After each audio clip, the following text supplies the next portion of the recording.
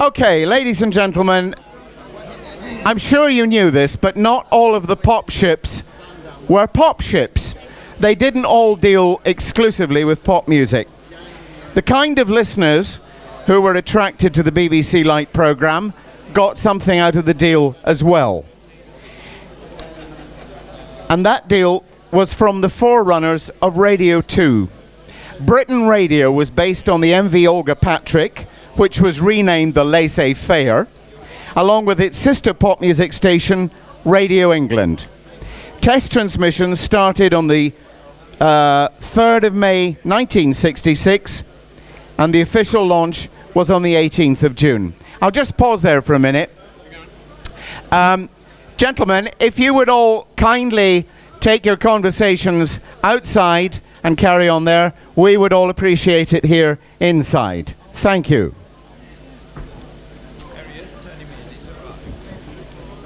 Now, as you probably know, Britain Radio closed in February '67 after the parent company, Pier Vic, went bust.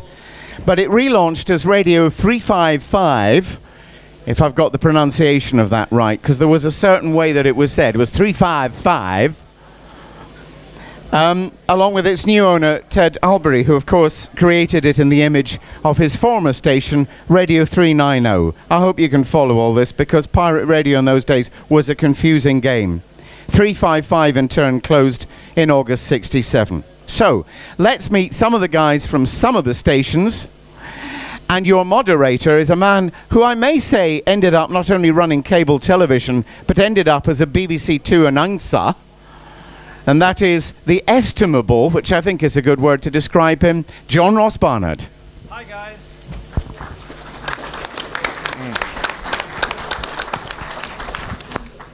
To kick off, I want to read you something from the Vice President of ABC America.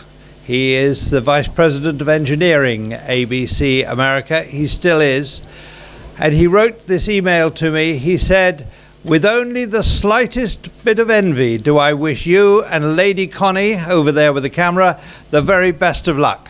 And I do hope you have a great time at the Gathering of Pirates." Now this is where I want you all to lean over and shake your hand with your other hand, pat yourself on the back, because he says, "What I wouldn't give to shake hands of all of the Radio Caroline pirates, and the pirates generally.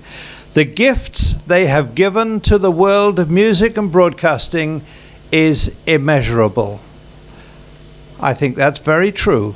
And can I now begin to introduce those of these immeasurable pirates who actually brought the sense of professionalism to the industry, which actually, if you think about it, started on a pretty rocky amateur way. Okay, on my right, Phil Martin. Martin, Phil, what are you going to say? You've got 20 seconds in which to say it. Phil Martin, yes, that's me. What I'm going to say is that I think we were the beginning of the end. We heard this morning how the murder of Reg Calvert was the trigger that hardened the hearts of the British government anyway and determined them to bring in the Marine Offences Bill. I think it was the arrival of this ship, the Olga Patricia, with not one but two stations on it, and what they thought was to be a huge amount of American professionalism 21, would do it, frankly. 22, We were the beginning of the end. 24. Not bad. You're getting there. You'll be an old pro one day. Thanks. Right. Let's see if Mark Sloane can do in 20 seconds exactly what it is we want him to. Cue, Mark. Thank you, John. Lovely to see you all here. Radio 355 was a real treasure trove. Beautiful music, wonderful music, great disc jockeys, a lot of fun, properly managed and properly run, and I look forward to telling you a few stories in a minute. He did it well. 17 seconds. Deserves a round of applause. John Aston on my far right there. Yes. Cue, John. Right. I'm John Aston, as you've probably got an insight into that announcement. I'll be telling you one or two stories about what it was like on the ship and one or two things that were in the press that were quite amusing to read after the event. It was a great place to be, and I thoroughly enjoyed every minute of it. Tony Meehan, Q. I lasted 2 weeks. I got fired, and I was very happy. Graham Gill, Q. On Radio 355, I can't remember if I was there or not. I was on Britain Radio, you know, hallmark of quality, Britain Radio. I was there, but I probably was on Radio 355 at the time, and if I was, I did enjoy it very much, because it was a very relaxed time, and I was able to not be the DJ, but more like when I was in Australia, a radio announcer. So, excellent. He did that too. Right. Now, I don't know about you, but I find disc jockeys extremely boring people. Sorry, guys, being one of them. The most interesting people on pirate radio to me were the engineers who actually made it all happen. Do we agree? Yeah. Patrick Starling, Q. My name's Patrick Starling. I class myself as a broadcast communications engineer, and still am. And I ended up on the pirate stations, and I was asked to go on to Britain Radio, Radio England, and actually work with the engineer that was on there, Mr. Ted Walters, and I had a great time working there. Okay. The contributions begin, and they begin with Phil Martin. John, I find it a bit hard to remember the exact sequence of events because my time on the ship was interrupted after I was sacked by Don Pearson and rehired by Ted Albury. There's a story in there. Cue Phil Martin. I'm not sure I'm going to tell you the story in full detail, but it was true. I had joined in May of '66, so I was right at the very beginning of Britain Radio and Radio England, and I stayed with them until almost the end of Britain Radio, certainly saw the whole of Radio England's short 6-month life, and then did get the sack from Don Pearson, who sort of brought me back to London and said that I'd been bad-mouthing him, which I hadn't, although in retrospect I should have done in some ways. He was quite a nice man, but the ship was really, in my view, not all that well managed. It got into being a real hotbed of politics and power. Its biggest problem was that it didn't sell any advertising, and although I was program director, I was 23, I knew very little about music, and frankly I think it showed on the air. We weren't very good. I hired John Ross-Barnard, so I did something quite right, I suppose, and he and I kind of played the music we liked. We muddled through, and we had a fairly good set of jingles, so we got a better press than we probably deserved. But I think by the time 355 came round, after the Americans had lost quite a lot of money and a lot of people hadn't been paid, 355 turned out to be, I think, quite a lot better a station. I got fed up with Ted Albury. I didn't feel I was getting any kind of recognition or being paid very well, so I walked off in about February before TW came along, and at that station it got better. At that time it got better, so I think it was, I don't think I had a very distinguished role. There we go, that was me.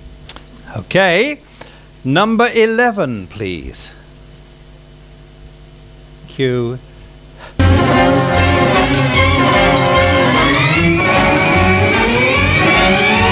Hallmark of quality, Britain Radio.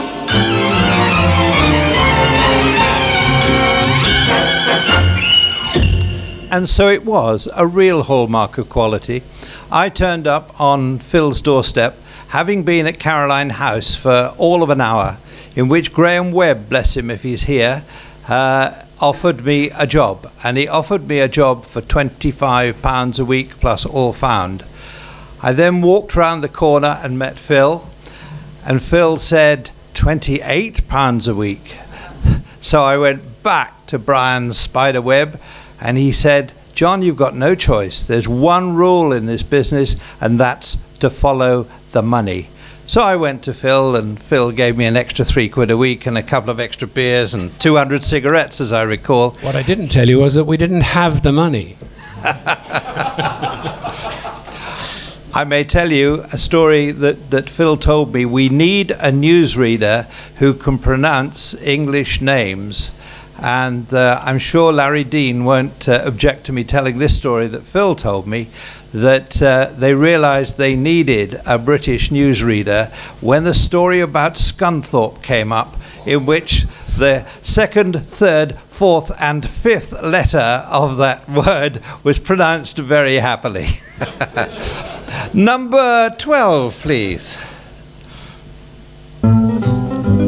Swinging, smart, satisfying sounds, sharp and syncopated, Sparkling, smooth, stimulating sounds, chic, sophisticated, hallmark of quality, Britain Radio, wonderful music. Those of us who came off of 390 and had jingles for the first time, were we lucky. One of those who really enjoyed the jingles, having made the same move that I did from 390 onto Britain Radio, was Mark Sloane, known to me in days gone by as Pat Hamilton. Cue Pat. I'm afraid you're wrong, John. It's Anno Domini has caught up with you. I left 390 and became a newsreader on Radio Caroline South with the most amazing group of guys. And actually, it was Mike Ahern and I that sorted out Emperor Roscoe's bird, Alfie. We had a little endless tape, and it said, Roscoe's a fink, Roscoe's a fink, for hours on end. So when he came back and brought Alfie into the studio, Caroline South studio, sitting on the desk, he went... Alfie, say hello to the people of England for your Emperor Roscoe. Roscoe's a fink, Roscoe's a fink. So that was that story. So I went from Caroline and then went to Radio Antilles, where I did 3 months of broadcasting in 3 languages, of which I'm fluent, maximum to music, minimum to blah blah. And then I came to 355. I went to see Ted, who'd employed me originally on 390. I came onto 355 under the management of... Tony Windsor, a very talented and very professional man. He really sharpened the edges, and I had a fantastic time when there was some fantastic music around. Can you imagine it? Flower Power, wonderful things. San Francisco, it was all happening. All of the artists were at their peak, and we had a choice of all the records. Okay, John? Very good. Let me move on to Tony Meehan, because he was an insurance company inspector. He went to the States in 1965, came back looking for a change. He was an advertising salesperson. I hope you were a lot better than most of those that we had working for us. DJ Stuart Henry suffered from chronic seasickness. Did he throw up all over you, Tony? No, he didn't. He threw up over the decks, like the tables. And sadly, Stuart was chronically ill. He actually couldn't live on board. So I was sent out for a week to replace him, 2 weeks, and I stayed there best part of 18 months. I actually had an interesting time, and we all say that we had an interesting time. How boring! But I had a good time in Scotland. I found it to be very educational. And if although my experience of Britain was short, sadly, and that was a mutual decision, but I found the whole experience being there at the time, broadcasting on the ships, a wonderful place to learn about life. And the most important lesson I learned, I think, was that you keep your mouth shut. Except when you're broadcasting, and you don't engage in the politics, and you don't engage in any of the idiosyncrasies of the people that were around you. Not that they were bad people, but it was just that it was a very. I mean, for those of you who've been on board 2 weeks at a time, 3 weeks at a time, you know, it does get very, very in your head. Saltwater showers ain't fun. You know, no hot water ain't fun. You can't shave, ain't fun.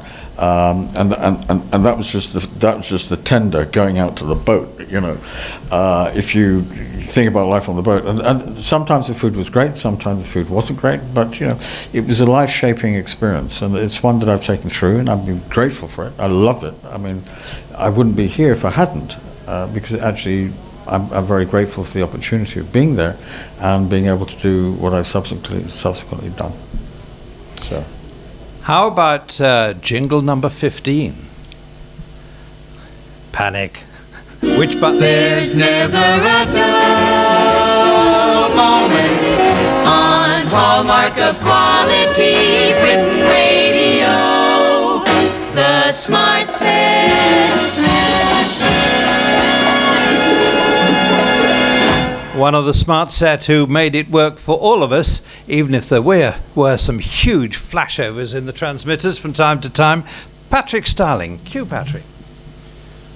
Well, I was actually asked to go on to Britain Radio to actually to make work the automatic broadcasting, and this consisted of Scully tape decks, which had 14-inch reels of tape on, which had pre-recorded music in different genres. One tape would be musical, another one would be female vocalist, others would be groups, and another would be male vocalists. And these would be recorded in America. I think they came from International Good Music. My job was to make sure that the tape played. It then started the next tape, and then you would actually go on to the third one, and then into this you would actually sequence. You would actually get a jingle played out, or any commercials that were to go to air. And this was my initial job actually on there. Then we also had the transmitter problems, of which we could not. We had two 50 kilowatt transmitters. They were supposed to be combined in a cabinet that was on the deck. And when they actually tried to put out 50 kilowatts from Britain Radio and Radio England, this caused the corona arcing from the antenna, of which was partly resolved by Ted Walters, who actually fixed a saucepan lid to the end of the antenna to stop the arcing into space. But I like the way you say corona arcing. It's just so gentle. It was a bloody great flash! Maybe, but big flashes in engineering are something to worry about. Scared the shit out of me, I can tell you. Anyway, most of the time that we were actually on the air, it was only 35 kilowatts that were actually put out, and Radio England actually had the 50 kilowatts on there. So on now to number 3, please. I Only Have Eyes for You, the song, and there was Ray Conniff.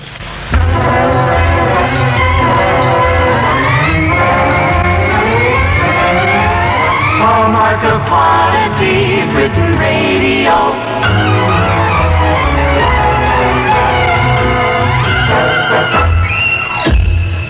You're listening to Britain Radio, 355 meters in the medium wave band, and the time right now is 14 minutes after 8 o'clock. I must thank all those good people who've taken the trouble to write to us in our morning request show.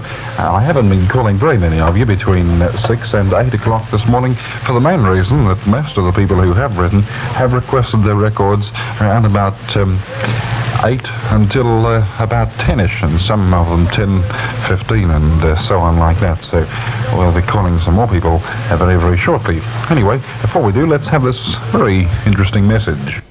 And the message from Graham Gill is... Hi there, good people.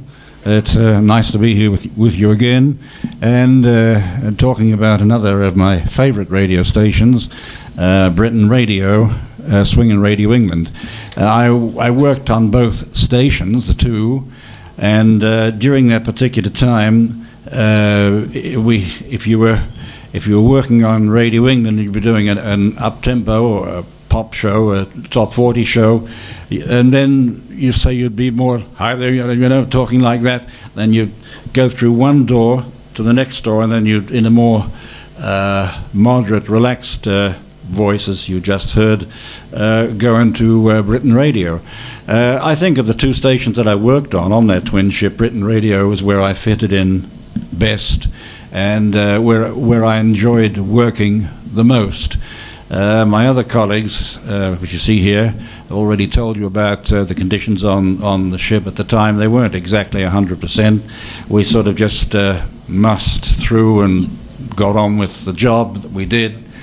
And I can say that at my time on the laissez-faire, the Olga Patricia, I was more in line and happier working on Britain Radio itself, the hallmark of quality.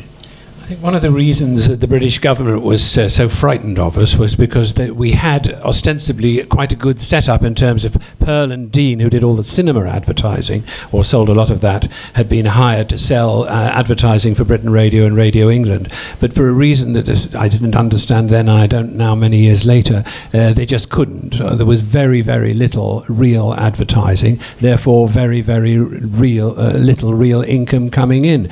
Radio England, I think the Americans, they'd hired these 4 people, very talented disc jockeys, they had very good jingles, and Radio England was a sound, I'm sure a lot of you will remember it, that was completely different from anything we'd ever heard in Europe. They didn't actually know very much at all about easy listening, as didn't I, the man who was allegedly the program director, and therefore we played a few Ray Conniff records, and we did a bit, and it was a miracle that the thing worked at all. We relied on professionals like Graham here and John here from 390 to make the thing sound okay, but all the time we weren't making any money, and the station was not a success. It might have been quite fun to work on. For me personally, it was great in terms of I learned a lot of confidence in the microphone, which helped me later on in my life, because I didn't think there was anybody listening, and actually even to this day I don't think there was, not very many.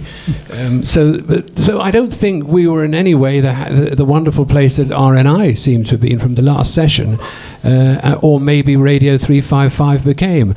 I don't think we were actually very unhappy, but I think the thing wasn't it was a bit of a footnote in history is the way I see it, but if others remember it differently, let them say so. Poor old Pearl and Dean have always had a bad rap, I think. Anybody remember a good word being said about Pearl and Dean? No. Well, John Aston worked for them. Cue John. Very, very briefly, actually. I was between stations, and Chuck Blair and Graham Webb suggested as nobody had any vacancies, go and contact Pearl and Dean, which I did. And the best thing that I saw at Pearl and Dean was a very nice photograph of the laissez-faire. Other than that, I can't say any particularly good words about them. Selling local advertising was pretty horrendous. One spent most of one's time travelling from A to B and never getting anything done, and in the end you were out of pocket in trying to sell the advertising time. I did this for about 2 or 3 weeks, to which I then had a phone call from a certain gentleman in this area, Mr. Mark Sloane, with some mutinous plan that I should chuck it in at Radio 270 and join 355. What a thing to do, to get south again. Instead of having to drive for 4.5 hours to get to work, I did just that. And my favourite boat actually is the Fredericia. I thought it was a wonderful ship. But the laissez-faire was joint number 1 on my list as well. I thought that was a great boat. The music format was immense fun, and I think if we had had the finance behind us, and when I'm terribly sorry, but I suffer from Alzheimer's, and occasionally. So while the mind goes flying blank around in here, but we'll get back on that. Cue number 5. We'll come back to you, John. Okay. Bob Crew and the Generation, bringing us to the end of this particular type show from David McCain. And it's time for you, 6 o'clock. And for me, it's time to go time. Maybe see you a little later on in the evening, about 9 o'clock. If not, I tell you what, we got John Aston back again. He's been to the dentist this afternoon. Anyway, till we meet again, either later tonight or tomorrow, same time, same station. This is David McCain wishing you all that you wish yourselves. Bye-bye.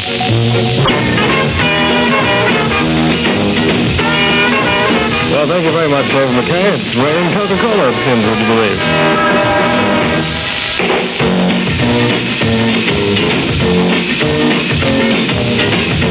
Well, welcome to this, the second last AB3 from 355. We've got 3 hours for it, not forgetting our extended country show tonight from 7 o'clock until 8 o'clock.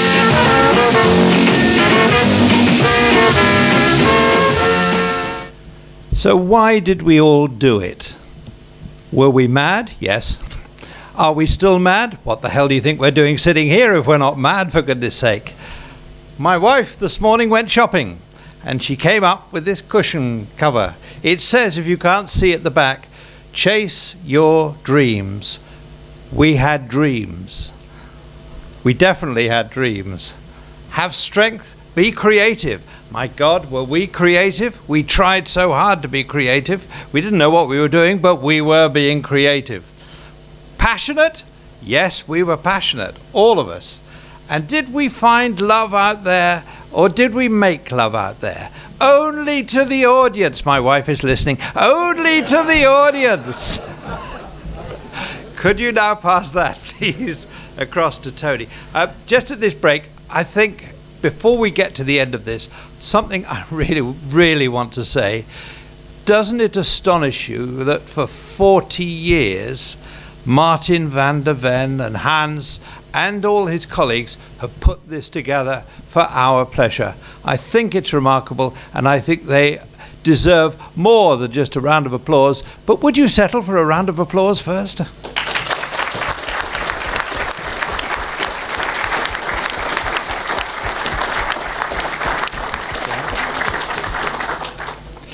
Okay, we've heard some of the jingles, and they actually were, I thought, very good. They must have been good because who nicked them afterwards? Radio 2 from the BBC.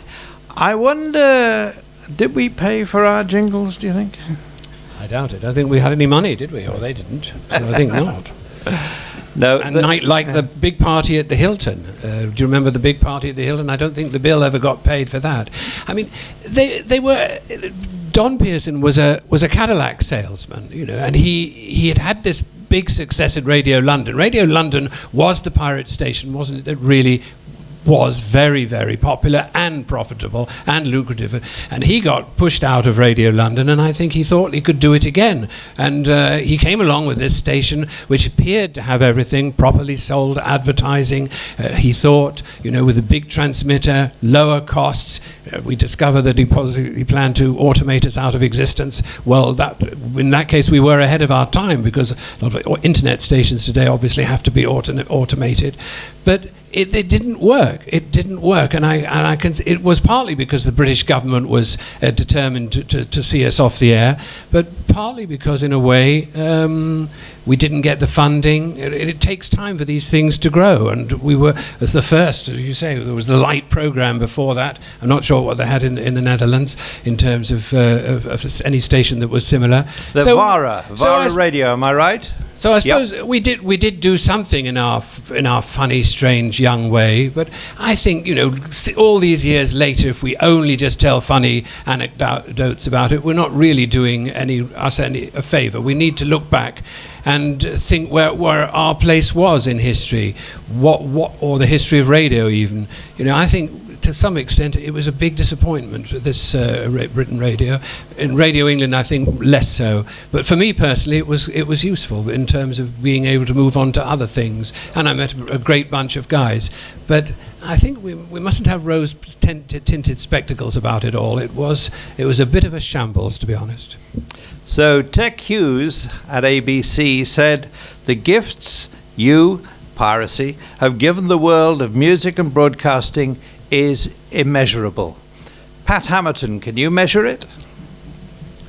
Well, I have to say that I have a feeling that were we around today, I think Radio 2 would not exist. I think 355 was such a nicer format, so relaxed, wonderful music, the freedom to broadcast. I was actually offered a job with the BBC, and I did 3 interviews, and they offered me the job of roundabout in the afternoon. And there were 11 people who were going to be sitting in on my broadcast, and I wasn't going to have 11 people saying at the end of each broadcast, why did you say that? What did you do that for? And there was no atmosphere, whereas you pick up a bunch of records and you play, and you have some fun. And our place in history, Pat? I'm afraid just in the scrapbooks. It's all gone. Okay. I'm being given a wind-up, actually. He does that sort of thing, Tony Curry. He winds up and then he cuts your throat. He's like that sort of chap. Yes. No, I think I've said what I wanted to say, which I think we're a bit of a footnote. I fear you're right. Patrick, is that your view? Well, it was short. I don't know what the audience figures were. We never really found out. It survived for a certain time period, and that's it. Mm-hmm. It was an experience for everybody that was on there. Tony, your conclusion? I would agree. It was interesting that you had 2 stations running parallel with 2 different formats, and although commercially they were not successful, I think insofar as, and like you, Patrick, I don't know what the audience figures were, but the concept was actually very good. So you had Radio 1, Radio 2, 60 years ago, 50 years ago. Yes, we sadly are a footnote, but I think we're more than a footnote. I think we're probably a pretty big exclamation mark. Mm-hmm. In that way, that its time wasn't long enough to make a significant contribution to radio, but in its own way it did, because it was the forerunner of Radio 1 and Radio 2. John, thank you. My own story, if I may quickly to finish. I was on the Olga Patricia one afternoon, and the tender came aboard, and on it was a man called Brian Tilney, who became the agent, bless him, and he had a black armband on his hand, and he came to me and he said, and I was still broadcasting, John, I got some very bad news for you. I'm sorry, shall I tell you now, or shall I wait until the program's over in 15 minutes? And I thought, my God, something's happened to the kids, something's happened to Connie, what's happened? And he sat me down and he said, I'm afraid your Aunt Susan has died. Now, I'd had an interview to do BBC Two continuity, and of course you couldn't get off the boat, so I'd arranged with my wife that if they ever did say, come and work for us, she would say, your Aunt Susan has died, you're the executor, you have to get off the boat and do it now. Now, the awful thing that happened on this one day was the fact it was the day that we heard that Radio England would be given to the Dutch. Johnny Walker was there, Bill Berry was there, for whom I have great praise. Johnny Walker, we were all in tears. I was over the bloody moon. And people kept coming up to me. Phil was one of them, saying, oh, John, I'm really sorry to hear about your bereavement. And I was saying, yeah, oh, God, it's real hell. And I got on that boat and I got to Felixstowe, and Connie met me with the 2 kids. And Zippity-doo-dah.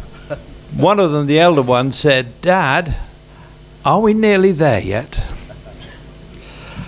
Ladies and gentlemen, the song is ended, but our melody lingers on. Yeah. Good afternoon.